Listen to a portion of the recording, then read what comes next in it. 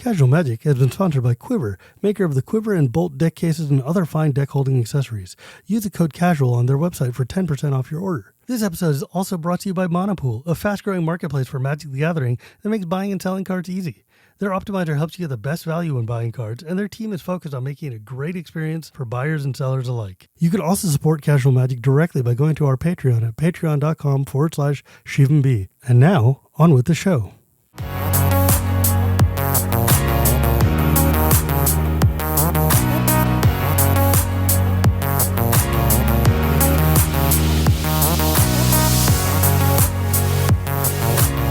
And welcome to Casual Magic, the show where we talk about the fun side of Magic the Gathering. My name is Shivam Bhatt, and Casual Magic is brought to you by Quiver and Monopool and my patrons at patreon.com/ShivamB.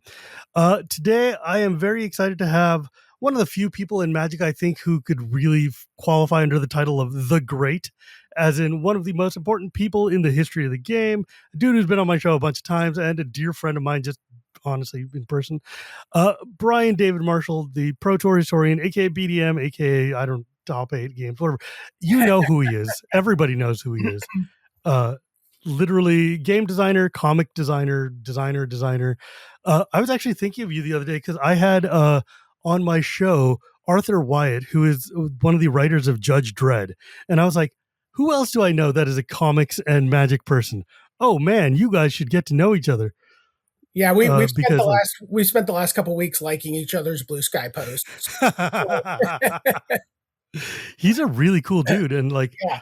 I learned a lot about Judge Dredd that I didn't know, because Americans, we don't know about Judge Dredd the way that the UK does. He talked about the idea that it's like this pretty biting political satire and not just some violent, B movie. Like it's actually pretty sophisticated and deep at its core. Certainly when I was growing up reading it, you dig a little bit like, oh, there's more to it than just that. It's not just on the surface. My exposure to it was like the Sly Stallone movie, right? Oh, you got which is like the worst possible version of Judge Dredd you could have. But I read some of his books, I'm like, damn, this actor really good. If you go back, some of the Brian Bolland stuff from the 80s is just so stunning too visually. So Brian Bolland is the artist who's most well known for doing The Killing Joke, the Batman with Alan Moore. And he's got this incredible really deeply rendered comic book style, and he came up on Judge Dredd. And so there's just there's so many great artists who worked on that. But anyway.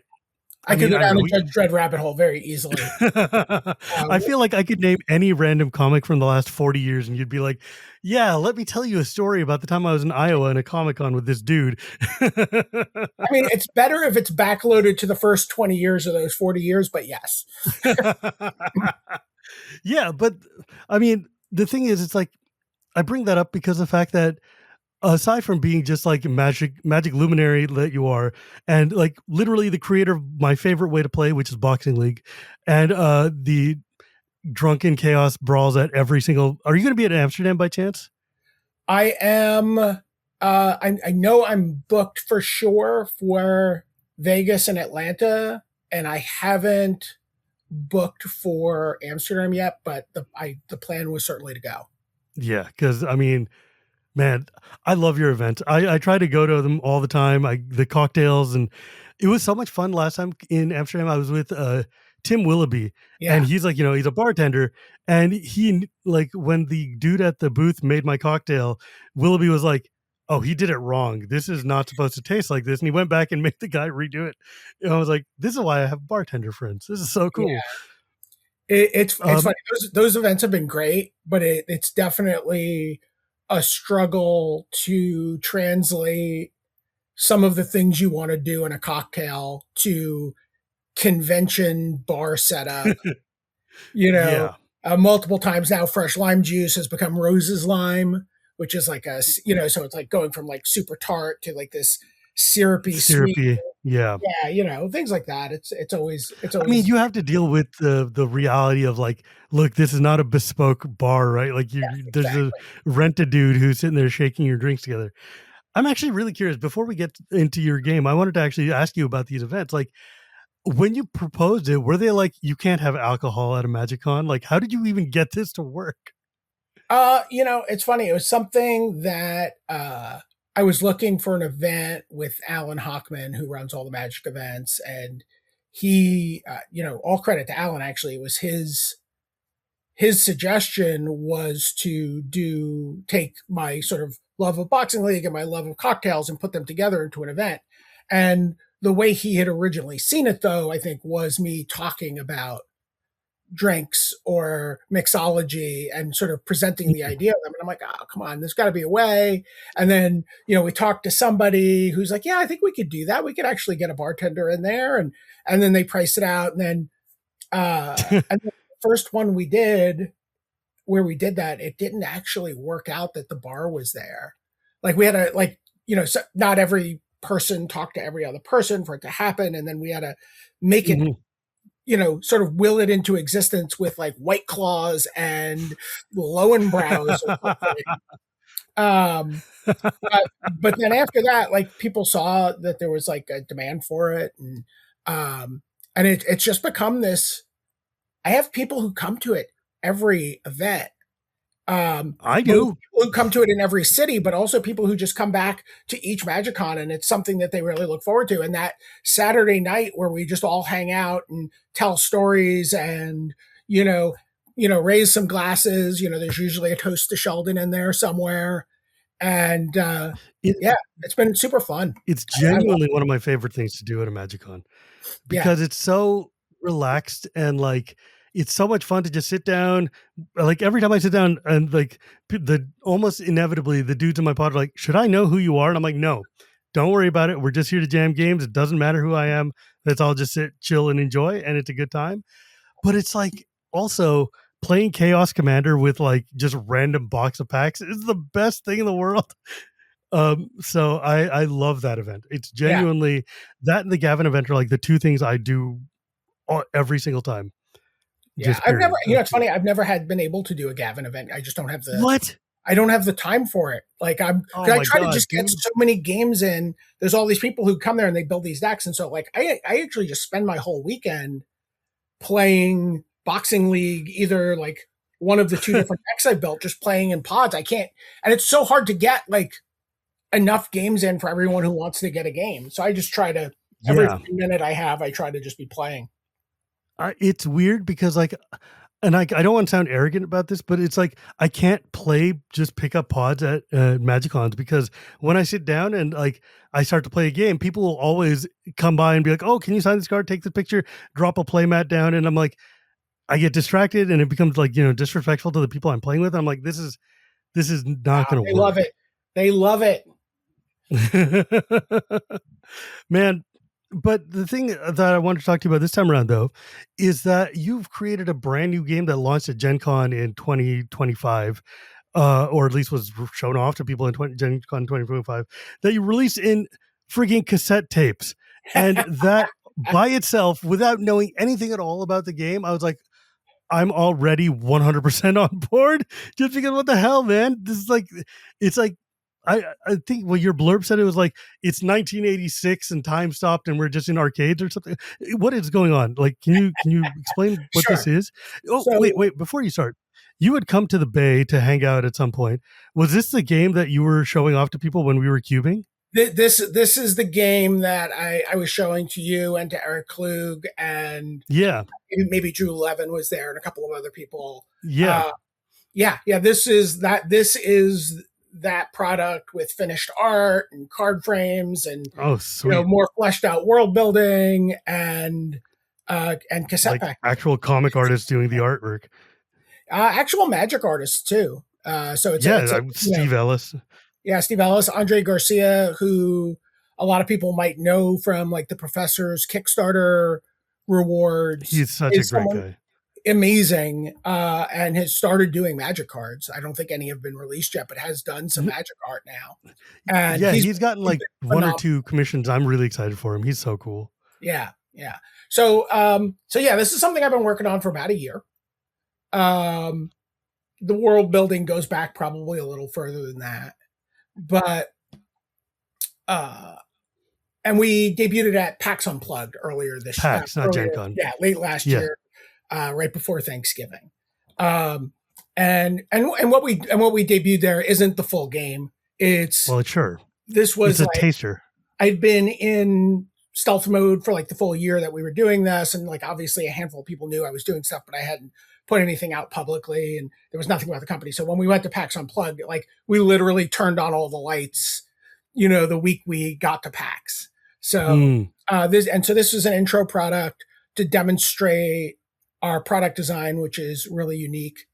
There's a couple different things going on in the world. So narratively, the game is called Cataclysm Arcade. It is set in the year 2026, 40 years after an apocalypse in 1986. Most of the world's population has been destroyed. Most of the planet is uninhabitable. Pockets of humanity have persevered. When we come into the game, the only one we know about is a group of beings living underneath the streets of New York City, in the remains of the New York City subway system, in an environment they call suburbia. And it's this just like connected network of stations and tunnels and these people that live there. And the only form of entertainment for people down in suburbia is the Cataclysm Arcade. And Cataclysm Arcade is basically a kumite. You just like, man, life is really rough down here, and food is scarce and resources are scarce, and I'm gonna try to make some money for my family. So I'm gonna go to the subway platform. I'm gonna wait for a train to arrive. The train's gonna arrive. A boss is gonna get off the train, and I'm gonna try to defeat him or her. Sure. And most Goliaths don't meet their David. So, like you're not expecting it to go well, but you're hoping, as a term in subway jargon called dwell time, which is how long the train stays in the station. So, and dwell time is it's a bad thing if you're trying to get the trains to run on time. But in our world, the dwell time is the longer you can keep the train from going to the next station, then that's how the odds, the outcomes are determined. Like, oh, wow, we didn't think he'd last more than 30 seconds, but, the 12 train was like, 2.5 minutes, and that, defied all the odds makers, and, his family's earning a lot of money, while we clean up this mess, and that's a wild premise. Like, the idea is basically how long can you stall the boss before you get your ass kicked? Well, the come on to that is if you can defeat the boss, you get on the train and you're the new boss. And so that's the idea. And the idea is that you're trying to make your way through the system, and you're trying to fight your way up to become like a full-time boss champion. Right. So. That was sort of the premise for the whole world, and the idea was it's based on my love of post-apocalyptic movies, kumite films, and movies with trains in them. So, did you ever see Bullet Train by chance? Of course. I rented out a theater for 40 of my friends to go see Bullet Train in. That movie is maybe one of my favorite movies of the past few years. It's so good. Yeah. No, I love, Taking of Pelham 1, 2, 3 is probably my favorite movie of all time. Not the John Travolta version, the 1974 version with Robert Shaw and Walter Matthau. It's phenomenal. Where they write out 1, 2, 3. In the title. Yeah. So the thing that intrigued me about this game is two things. One is that you basically release the idea like that you can play the entire thing out of one booster pack, which is like already just like unheard of kind of weird levels for when you're talking CCG style. It's like, what, you mean just a booster pack I can play? And you built it from the ground up for multiplayer. Yes. So that sounds like the most quick pick up and play, like play while you're in a line in a con type of game I've seen in quite a while. Yeah. Like, how did you land on this?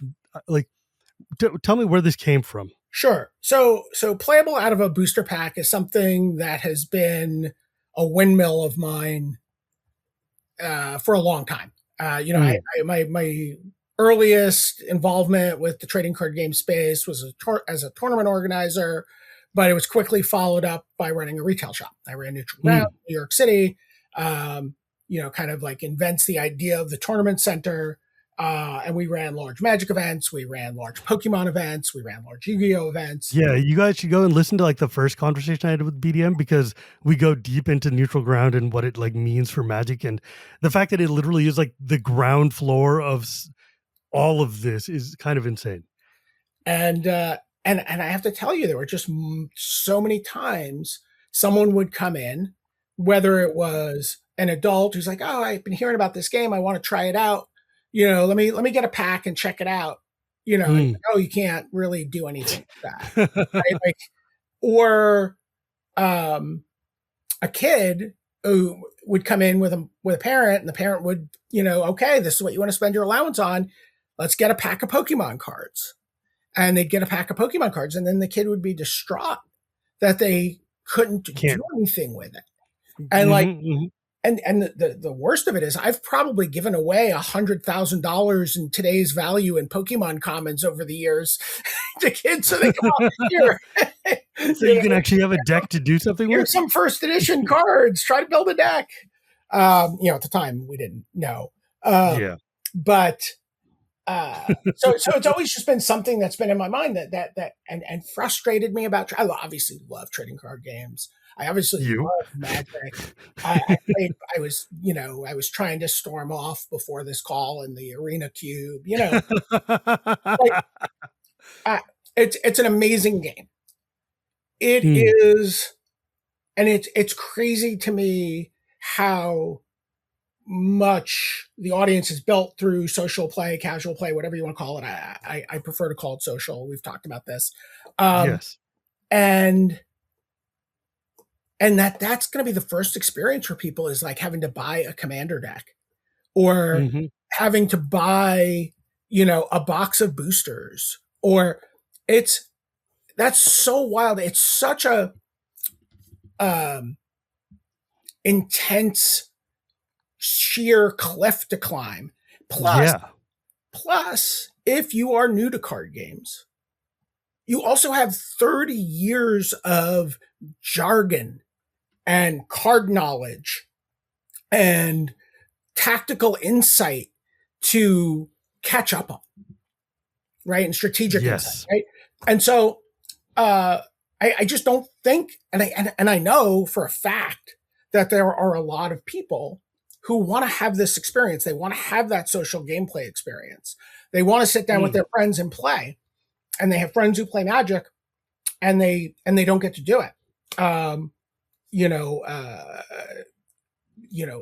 Earlier this year, while we were in that sort of testing phase with the game, I was in Colombia. My business partner in Mothership Games, which is the company that I started with, my business partner is this guy, Jay Van Hoy. Jay's a filmmaker. He's made, more than 36 movies in his career. The Witch, The Lighthouse, American Honey, Uncle Frank are some of the more well-known films, but lots of independent films. Very, very successful in that career. And I was on my way to San Diego Comic-Con, and I went to Bogota, where he was shooting a new film. Oh, when you said Colombia, you meant like Colombia, the country. Yeah. It's in Bogota, Colombia. And I got to hang out on a film set for the first time in my life, which was super cool. I'd never done That's cool. And I met the actor Bo Mitchell. And Bo is a Magic fan. He plays Magic. He's been playing Magic since he was a kid. And he's like, "Oh, hey, I know you." And I'm like, "Oh, hey, I know you." That kind of, and so we start talking about Magic, and he's like, "Oh, wait a minute. I didn't connect dots. Jay told me he was working on a game project. Is that, oh, do you want to, can we play? Can I see it?" Sure. And so we sit down to play, and I have some, literally just some booster packs that are playtest versions. And we sit down to play, and his girlfriend comes over. She's like, "What are you guys doing?" And he's like, "Oh, we're going to play BDM's new game. This, that." And she's like, "Oh, can I play?" And he just gets like kind of mad. And he's like, "Wait." He's like, "I've been trying to get you to play Magic for 3 years." And why are we going to play? she's like, look, she's like, I'm just not going to play Magic. She's like, it's so, I'm paraphrasing, but it's like so vast. I'm so far behind. I don't feel like I can catch up. I feel like I'm always going to be put in a situation where I'm either losing or being condescended to, right? It's the tutorial dilemma that you have when you're teaching someone how to play a game. And so she's like, I love games. Her dad was a professional poker player. She's like, I'm excited about being able to play a card game, being able to play the same way you play games with your friends. And so we played, and she won. She got the game. Honestly, like the way the turn mechanism works in the game, it feels very similar to the way things move around a poker table in terms of who's the first to act, and passing and taking actions and all this kind of stuff. And so she got it, and she beat us. I was like, oh yeah, this was super cool. It's super fun. Here, why don't you guys take some cards? You can play and hang out, and if you like it, if you have any thoughts, feel free to let me know. And so then, like the next day, I'm coming back onto the set, and I hear someone just around a corner going, okay, I'm going to activate the decommissioner. And I'm going to return a synth from my discard to play. And I'm like, what am I? What? Is that the greatest feeling? And I'm like, and so I go, and Lexi is taking the packs that I left with them while everyone's shooting or prepping for a scene or whatever. There's like 3 other boyfriend, girlfriend, friend of somebody in the movie. And she's taught them all how to play, and they're playing, and they're having a great time. They got it like 95% right, and they had a blast. And after talking to them, it was fascinating to me because they were all what I would describe as Magic adjacent gamers. Right? I mean, obviously they all know Bo, who plays a lot of Magic, but they know a lot of people in that crowd who play Magic, but they're sort of daunted by it, but that social experience of like people just like, making deals, breaking deals, who's going to win, in a multiplayer game was so, is something that they found very compelling and that they wanted to be a part of, but didn't feel like it was accessible to them. And so, that's what this is for. That's why this exists. I'm not, look, would I be upset if this became $1 billion brand one day? No. Do I think, oh, excuse me. Do I think this is, $1 billion card game? No, I'm not. That's not what I'm setting out to make. Right. I'm setting out to make, something more, I would call it flesh and blood sized. And to give people who feel like they're left out of the experience of social gameplay and easy access into that kind of experience. So I want to provide that for them, and we've done it. Like the game is playable out of random booster packs. We call them booster decks. 15 card packs. And you can sit down with 4 players and you could all have a pack and you can have a great game. You can play for half an hour, 40 minutes. Everyone gets, it's the Sheldon Menery description of a perfect game, right? Like everyone can do something and somebody wins. Yes. Yes. And that's what happens. And like, it's all of the sounds you want coming from a table are the right sounds. You know what I mean? Like you hear laughter and you hear like, oh, or people like, oh, I could have, all right, we need to play again. I just realized what I did. Kind of like, yeah. I mean, that's the heart of it, right? Like you want people to feel like the time that they spent together was worthwhile. You want them to feel like they got up from the table and somebody won, but you still either feel really good about it or you're like, dude, no, we got to go again. Cause no, you jobbed me and I got to beat that. And like, that is like, whenever I talk to people about Commander, I'm like, this is the only bar that matters is, do they want to come back? Do they want to sit down again? Do they want to jam again? Do they feel good that we just spent X amount of time together? Because if they don't, it's like Toby Elliott once told me, he's like, not playing Commander at all is better than playing bad Commander, right? Like, similarly, just making sure that you, like my wife and I, she's one of those Magic Edition people. She knows how to play. She's played with me many times. When I need to test, she'll do it, but it's not her game. We're hardcore board gamers, though. We love to have like the social interaction, the meaningful counterplay. Magic's got too much fiddliness, and like it's Magic. We both know how easy or hard that game is. Yeah, but like having like the thing is, as we're getting older, we've got a kid, we've got things to do. We start gravitating toward these games that you can fit into your pocket, pull out, and play in a very short, compact amount of time, and still get that energy out of it. So when I see that, like you're like, I've got a game that literally you can pull out of your pocket, one booster pack each, and go. That sounds insane. That sounds like right at that specific niche I'm looking for. Yeah, and this is not to say that the full range of TCG experience, this supports the full range of experiences. There's still multi-pack limited. There's still, sure, I'm not saying, I'm just saying this is what. No. I'm saying like people assume that if you've done one, that you can't do the rest. And I'm telling you, you can have both, but you can actually have a first-time user experience that is, rewarding and fun and is something that you're like, oh, even if it's something you don't come back to for a month, like I know that if I knew how to play the game that we've made and I was in a game store waiting for someone and we were hanging out, I'd be like, hey, Shivam, I'm going to just grab 2 packs. Let's just play. Because you can play heads up. It's 2+ players. And so, it's been wild. This is, this is something I have wanted to exist for most of the 30 years that I've been involved with Magic.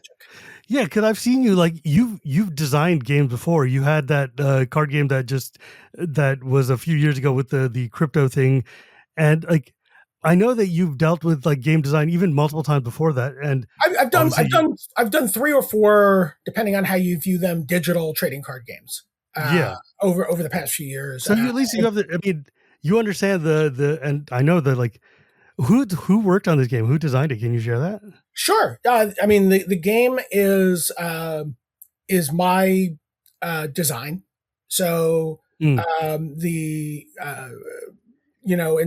broadest sense, but the bulk of the actual iteration and like when I say my design, it's like I went and bought this chunk of marble and said I want it to look like this, beautiful person. Yes. Right. And so the person who's done that for the most part has been Pete Ingram, who's someone who spent a little time at Wizards and has spent time at a couple of other companies doing game design, and someone I nearly hired a few years ago and didn't, and had the opportunity to work with him. And he's just been tremendous. It's been so much fun to watch him really bang this into shape. And, and there's a handful of other people who've been involved at various points. So what is the actual gameplay like? Like what's the game, if you're going to, sure, obviously to the audio listeners at home trying to understand what we're talking about? Sure. So the way the game works is for your first experience with the game, let's assume, is opening up a booster pack. You open up the booster pack, and inside the pack, there will be a boss. It'll say boss. It'll look slightly different than all the other cards. And that card starts in play in front of you. That's who you are playing as. It could be Sky. I have Blades right here. Blades is awesome. Blades is a great one. She's fantastic. She's also a pretty important character in the story. They all are, but and so you play as Blades. There's a number in the upper right-hand corner. That is your health. When Blades' health is 0, you are no longer in the game. I know there's a trend in games right now to accumulate points as opposed to getting to 0 or killing something. But this is a game about violent combat. So we really felt like, I really felt very strongly about last person standing being the winner, and not one person achieving a victory condition and ending the game.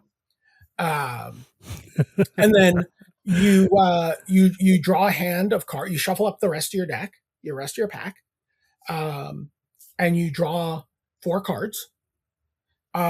And you can mulligan any number of those cards to the bottom of your deck and draw that many cards to replace them once. And then, let's just say it's 4 players and I'm player 1. Everybody has 1 resource on that. They have a number of resources equal to the turn it is, right? 1 resource on turn 1, turn 2 on turn 2, etc. Like the Hearthstone style. Very similar. Yes, exactly. That would be the easiest shorthand to describe it. Yeah. And, we call them tokens because of the New York City subway system. And when you start the game, so I'm player 1, and then I have the opportunity to take an action. And an action can be playing a fighter, activating activating an ability on a fighter, attacking with a fighter, playing a weapon, or playing a tactic. Playing a weapon and playing a fighter do not cost any resources. They are level gated. So each turn is a level. So if you have a fighter in your hand, in your opening hand that says level 1, you can just put it into play as your first action on turn 1. Then that's all you can do. You can do one thing. And then the turn goes around the table. Everyone does that. And then the turn comes back to you. It is still level 1. And you still have an opportunity to do something. If you had another level 1 fighter, you could play another level 1 fighter. If you had a level 1 weapon, you could play a level 1 weapon. You might also have the ability to pay for an attack or pay for an ability on your fighter or your boss. You can do that. But you do one thing and then it goes back. And basically everybody takes an action and passes. And it goes around. And then once all 4 players have said, nope, I have nothing to do, I pass. Once you pass, you're out. You can't get back in. Once all 4 players have passed, you go to level 2. And the first person to act becomes the person to your left. So the turn might, the first to act migrates over the table. And then basically when you attack or with your fighters or your bosses, you can attack anything. You can attack a boss. You can attack another fighter. There are some decisions to be made there about what you want to do. Sure. Obviously, you always want to attack the boss and get that life total down to 0. But sometimes there's, you got to do a little risk reward analysis there. Right? What happens if I let that live? Right? So yeah. And then there's also some abilities that can be activated in response to another player's action. So there's some abilities that have a little lightning bolt on the card, and that means anytime some other player is taking an action, you can activate that. And once. And then there's also cards that have that, and so they're essentially what we would think of as instants in Magic. So or interrupts in old Magic. Someone tries to do something, you have an opportunity to do something. The interesting thing about them is you cannot cast them or activate those abilities passively when it's your turn to act. You can only activate them in response to someone else doing something. And then the idea is to just, build up your resources, use your fighters and your boss abilities and your weapons and your other cards to be the last person standing. One of the things that's, we talk about the idea that it's built for multiplayer, it's little things like, there's some characters have the ability to block. So basically the idea is there's no reciprocal damage in our game. If I attack your fighter, I just do damage to your fighter. That's it. You don't do damage back unless some rule says. So it's like I stand there, you punch me, and I'm like, oof, okay, now it's my turn to punch you. And then you're gonna have an opportunity to punch me. It's sort of like if you remember the old Shadowrun priority speed system. Yes. I punch, and then you're gonna do something. blocking is one of those things that you can do as an effect in response to something. So I can throw a fighter in front of an attack, but I can also block for someone else at the table, which has been a really cool little. Oh, that's an interesting political game right there. Yes. Like being able to jump in front of somebody else and be like, "Hey, I'm helping you right now." Right. I'm helping me, but I'm helping you, so you better remember that. Right. Exactly. So that's been a lot of fun, and it's really interesting, like the very subtle decisions you make around how cards are worded that opens it up to a lot of different angles of gameplay. So the thing about small games or small sized games like this, I like it when they have a lot of back and forth interaction interplay, because it's very easy for games to get into, I'm playing solitaire, you're playing solitaire, let's compare the numbers at the end and win. You cannot play solitaire really in this game. You cannot. You can't build up a pillow fort in this game. You have to get out of somebody who's fighting is building a pillow fort. Right? Yeah. So what's your rollout plan for this look like? What, how are you going to be selling this game? Is it going to be like you buy a booster pack, you play, or is each booster pack a faction? Or are they randomly the booster packs are random. There is some small amount of seeding that will happen in the packs. So if I have a boss that, like the Decommissioner, which cares about synths, there will be some number of cards in the pack that are have a synth interaction, whether they're synths or something else with synths. So you will have some sort of sense of what your boss is supposed to do, and you'll get a little bit of that experience. But the packs are, other than that, very random. And then, so we're going to sell this like a traditional trading card game. It's going to be sold in booster boxes.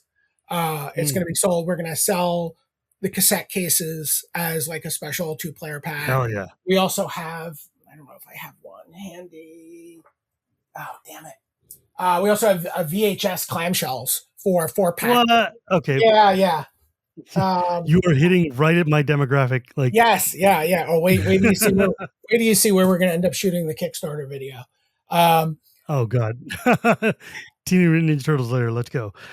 So yeah, it's, but we're going to sell booster boxes, and then, there's going to be deck construction how does you can, and absolutely. In fact, we've been doing a ton of playtesting the last few weeks as because we really focused all of our playtesting early on, are we crazy? Is this playable out of a pack?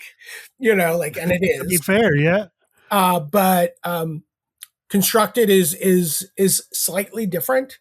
So when you open up a booster and play, it doesn't matter what faction your cards are. There's five factions of characters in this universe, and you can just mix and match as you see fit. When you're playing constructed, when you choose a boss, there's a color on that card on the bottom. You can see it's also on the top. It's like it's orange or it's green or it's blue. And all your cards in your constructed deck have to be that color and up to one other color. So you can't just throw, because it's a generic resource system, you can't let people just throw everything into a constructed deck, because then you get sort of the Yu-Gi-Oh issue of everything becomes like type 1, where oh no, let's play all these best cards and there's no cost to doing that. So for instance, I have Blades here. Blades is green. Yeah. You can see the bottom. And then there's this other dude, this nimble adversary, who is also green. Yep. So he would be able to go into that deck. But this purple dude would probably not be able to go into that deck unless that was my secondary color. Correct. If you made that choice that Mystics you were going to play Survivor Mystics as the theme of your deck, then you would build with those two. Cool. You would build with those two factions in mind. And presumably they've got synergies and things. And I mean, I'm not going to go into the deck, the details of it. Y'all can go and play. But they do. Yeah, absolutely. Yeah. And the other thing that's going to be, I'm really excited about this is, and you talked a little bit about my background in comics, is one of the other things that I always found pretty frustrating about Magic for early on was that there was not this ongoing narrative that we got to participate in through the release of sets.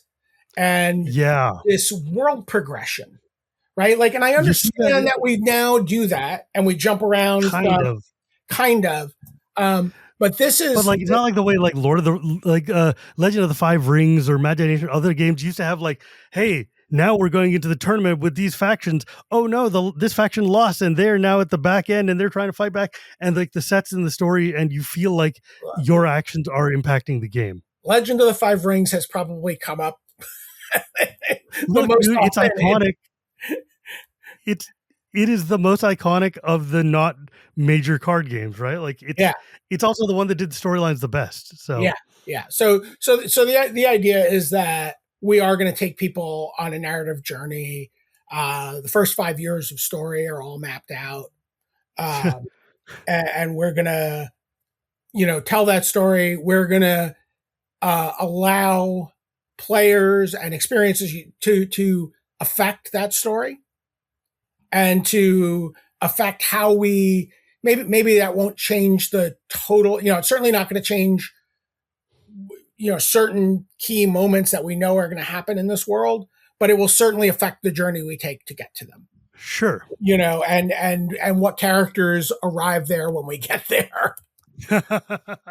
Yeah, I mean, that's the kind of thing you have to lay out, like the big beats and like the big events, and then leave enough room so that the players have some agency or feel like they have agency, in the sense of like, not the way that Magic did with friggin' Mirrodin, where it's like, ooh, Mirrodin pure or new for X. No, it was never going to be. But like, it's really cool when you feel as a player like what you're doing matters in the context of the game. So I'm interested in seeing how that grows and how that develops with you, because that seems like it would be super fun. Yeah. We're even going to start. So we have a Discord going. We haven't really done the big push around it yet. But people who came and found us at PAX Unplugged and have interacted with us in the meantime have been hanging out in there, and we're going to be doing a lot of lore exploration in the Discord, but also really engaging that early foundational community in making some decisions around where we go with the story over that first year. So there'll be opportunities for people to really like help us, create some characters that we that will get into the arcade. When are you launching the Kickstarter? So our next big event, so PAX Unplugged was our launch. We then napped through Thanksgiving and Christmas. No, we were just working our asses off the entire time. But our next big event is Gamma. And so Gamma is a retailer and gaming manufacturers thing that happens at the beginning of March in Louisville, Kentucky. And it's where, my goal is to talk to every single retailer there. We've taken a room off the main exhibition room that's just open all the hours of the show, and we're just going to be demoing the game for retailers and talking to them about our organized play plan and trying to get them excited about carrying the game and running events and what we can do to drive traffic to their stores. So that's the next thing, and then early April is when the Kickstarter is going to go live, and it's really funny. Like when you talk to retailers right now, it's like they look for the Kickstarter. They really look for it as like a social proof. Yeah, like, hey, look, you got there's steam behind your game. Yeah.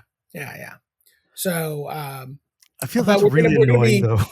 Yeah. Well, our emphasis for the Kickstarter is really going to be retail. Like, we're going to do pretty aggressive retail tiers. We're going to do fulfillment at retail. So, it's like, oh, you bought this. Well, you can pick up the product at your local game store. Like, we want people to, We want people to go to game stores and people. That's what we want. We want people to make friends, form communities, and 10 years on, be like, wait, we met playing Cataclysm Arcade. That's so crazy. Yeah. Oh yeah. You want to play? Yeah. I've got my Blades deck. Let's go. Right. Like, I mean, like a social game without social is not much of a game, right? Like you've got to have actual face-to-face conversations. I mean, that's why I like all these pocket-sized games I've started playing a lot. Like my favorite board game that I've been playing in the past few years is this Japanese game called Nana, which it was released in America. It's called Trios, and you can play it in I can teach you to play it literally right now. We shuffle a deck. It's got numbers from 1 to 12. And I give you a hand, I give me a hand, and we spread out the rest of the cards face down. And I ask you, put your hand in order from lowest to highest. And then I ask you, show me your highest card or show me your lowest card, or the other players around. I can ask one person, they show me their card. I can ask another person or myself. If the cards match, I get a third choice. If I get all three, then I get the set. Boom, you know how to play the game. It takes 3 minutes to play, and it's so much fun and so easy, and I can carry it in my pocket. Yeah. And I love games like this where I can just carry it in my pocket, and it takes we got 15, 20 minutes to kill. Boom. It's like the way Magic was when we started. And not now where we've got 15 pounds of commander decks on us or whatever. Who can carry that many treasure tokens with them? Yeah, right. But I've played a lot of Love Letter in bars. Yeah, exactly. Love Letter is the other perfect example of this. Of just look, dude, give me a game that's small that we can play and has a lot of interest, and then we can be done. And I don't know. I mean, sometimes I sit there and go man, of all the things to tie myself to, 3-hour-long games of Commander was maybe not the smartest choice in the world. But I mean, I like quick games that we can play fast and fun. And I'm really excited because I have a number of parties coming up with board game nerds, and I'm going to be cracking these out and busting them out. Because we've been looking at the cards though, because you sent me this these couple of cassette tapes. And so my wife and I have been trying to find a moment to play it, but holidays are very hard to find. Weirdly, it's hard to find things when you're actually hosting all the parties. Yeah. So, but yeah, I'm super hyped to do it. But since this is a Magic podcast, I should at least talk about Magic a smidge before we. Yeah. So slightly adjacent Magic. So what is the next show I'm going to be at? You're going to be at. And Arthur Wyatt's going to be at. Ooh, that's a good question. I should ask him. It might be. I should ask him. If he's going to go. That would be super fun. Because he and I were talking. So my favorite board game of all time is the Games Workshop Judge Dredd board game from 1982. I literally don't. I don't think I've ever seen it or heard of it. Let's see. Oh, God. I can't find anything. Oh, wait. It's here. Right? Okay. Never mind. I thought it was here. I don't know where I have anything. Anyway, it's phenomenal. It is super unbalanced. It is totally broken. Super fun. I have had total strangers throw the worst profanity at me. You wouldn't believe when we played the game with them. They're like, you are all a bunch of, and imagine the worst possible word you could put there. And that's what that person said. I'd never heard this person curse again for as long as I knew them, but the game is super fun. And Arthur has also, I believe, never played it. But our plan is to play the game. I'm going to bring it with me. So I would love for you to be in that game. Oh, I'm down. I am always down to play weird old board games. Hell yeah, let's go. Yeah. It's great. It's, the entire game ends up devolving. There's multiple places you can be on the board. Anywhere you are on the board, you draw one card a turn. If you're at 4 or 5 of these special judge related locations, you draw 2 cards. But if you're at the Grand Hall of Justice, you can discard any number of cards and draw up to 6 cards a turn. Oh my God. So just totally degenerate. And the game just ends up becoming a fight between judges trying to keep each other out of the Grand Hall of Justice. That's so funny. That is delightful game design. What the hell? Okay. I mean, it's from like 1980. It might be 1982 when the game was originally released. So that's amazing. Yeah. Actually, yeah. I do have one more question about Cataclysm Arcade, though. Yeah. I realized that there was a problem, which is like when I opened the packs, and I've got 2 packs in these cassette tapes. There's no how do I keep them separate? Because they're just like booster packs. They're all shuffled. Yeah, you gotta. I'm gonna have to find a card to put in between or something like that. You have to find a card 3x5. But honestly, if you just shuffled them up and dealt out the 2 bosses, just take 2 bosses out, and it doesn't matter. Yeah. As long as you're getting a fairly reasonable distribution of drops, like you wouldn't want one deck to have all the 6 drops and the other deck to have all the 1 drops. But yeah. That's really funny. Yeah, because I was just looking at that. I'm like, oh, this could be, but I guess that also keeps a variance. It feels like Jumpstart. That's the thing. It feels like Jumpstart. It's got the same kind of vibe as Jumpstart of like, let's just crack some packs, jam a game, whatever, shuffle up, crack some more packs, jam another game, and then take them back and you can run a cube. Like I could see you totally just taking a bunch of booster packs, putting them into like their own little like cube cases and just making a Cataclysm cube out of this to just sit and randomly shuffle out, throw out, and let people play. Absolutely. And like for our initial organized play plan, the way we see people having a Saturday night Cataclysm Arcade evening would be, you go to the store, you sign up, you're going to get 3 boosters. You sit down into pods for round 1 and everybody opens up a booster and plays.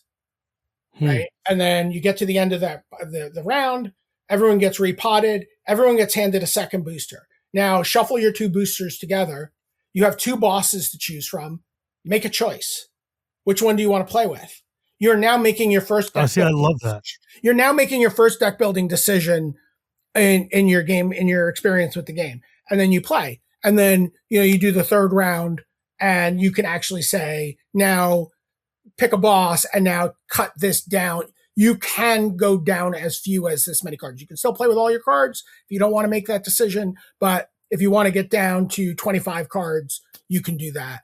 And so easing people into that experience of building a deck and making a decision.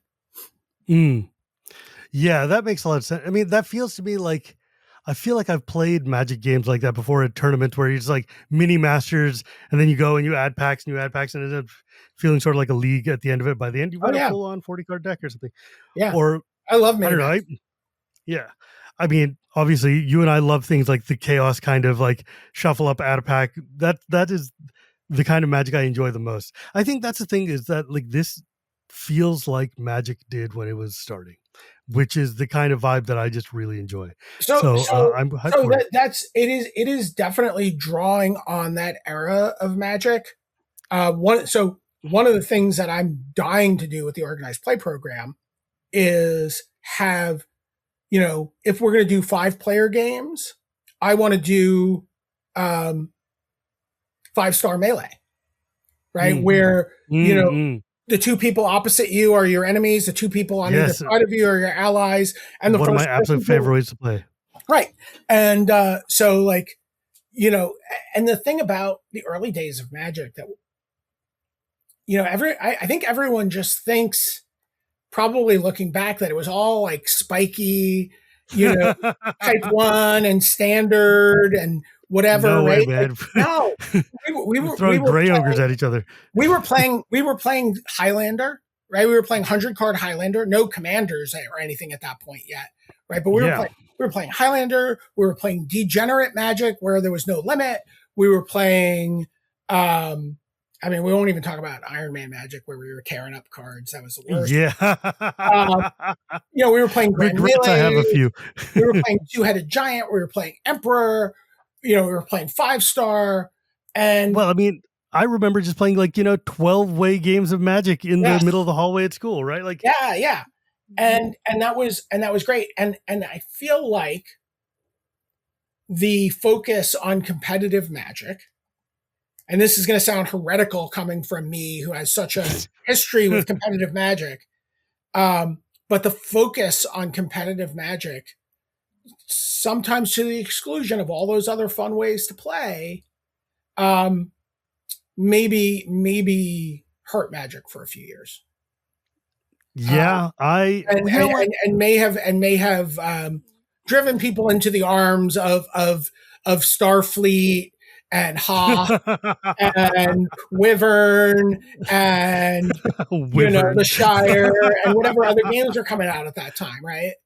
But then it's so weird to me because then every game would come out and then they would follow that competitive play model. They'd be like, well, let's do what Wizards does. Let's take this super competitive Road to Worlds. And it's like, no, like you can do that, but don't do it immediately out of the gate. And B, don't do it to the exclusion of people having fun. And, and if you look at where Wizards is now doing billions of dollars in sales, right?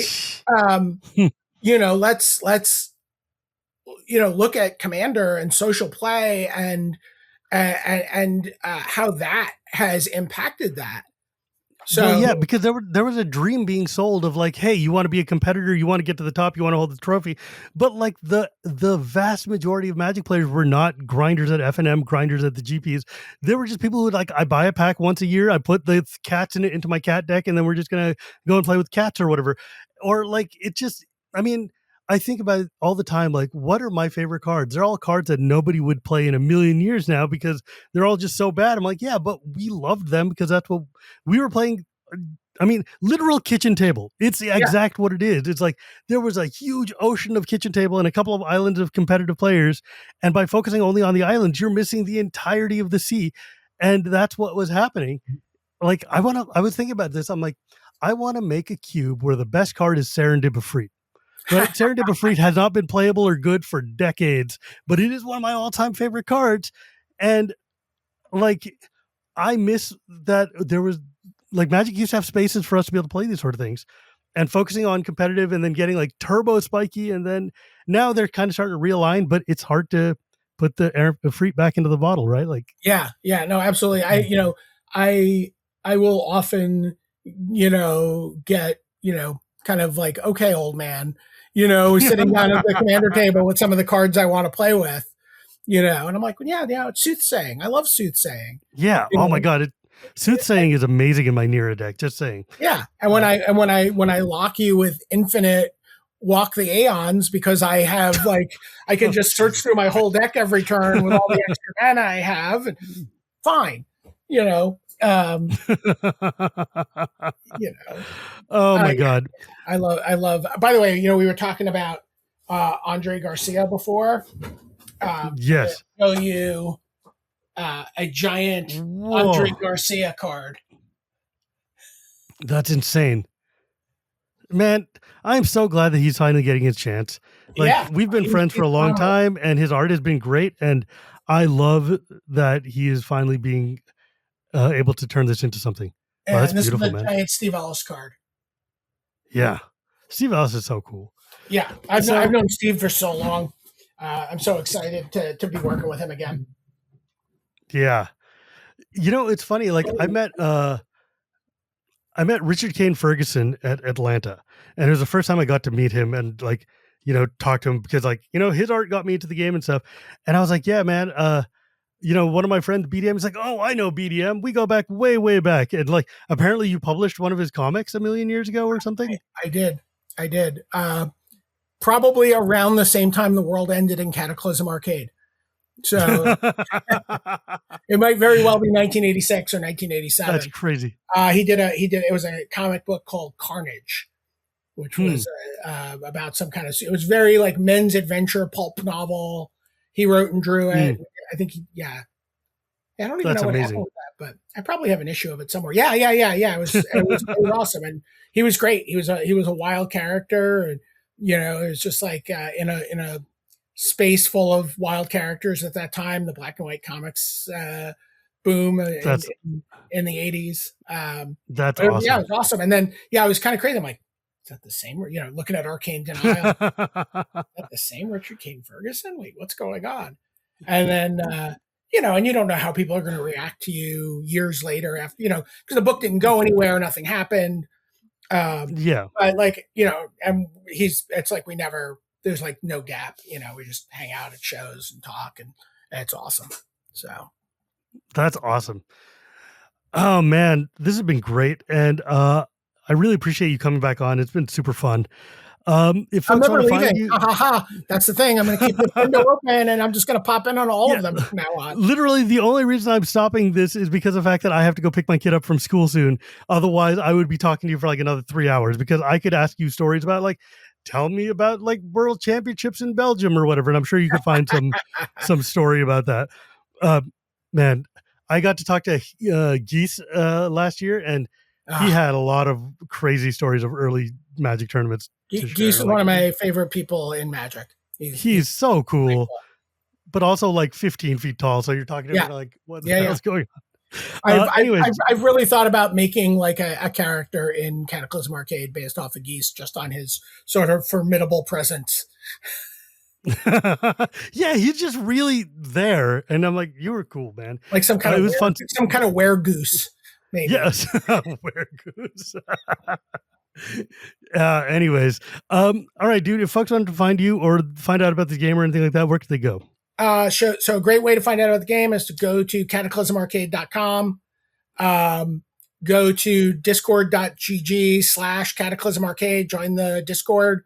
I'm always there. I will always say hello to you. I will always chat with you if you ask me questions. We're going to be starting to do a bunch of webcam gameplay on the channel. We're going to start doing a bunch of stuff there where we're engaging with people about direction and art, and we're going to have artists drawing stuff on the channel. We're going to be doing a bunch of really cool stuff as we, make this march towards the last few cards we need to complete set 1. I'm Top 8 Games. I don't even know what my Blue Sky is. I just am on. I think it is just top8games.com, maybe. Let's see.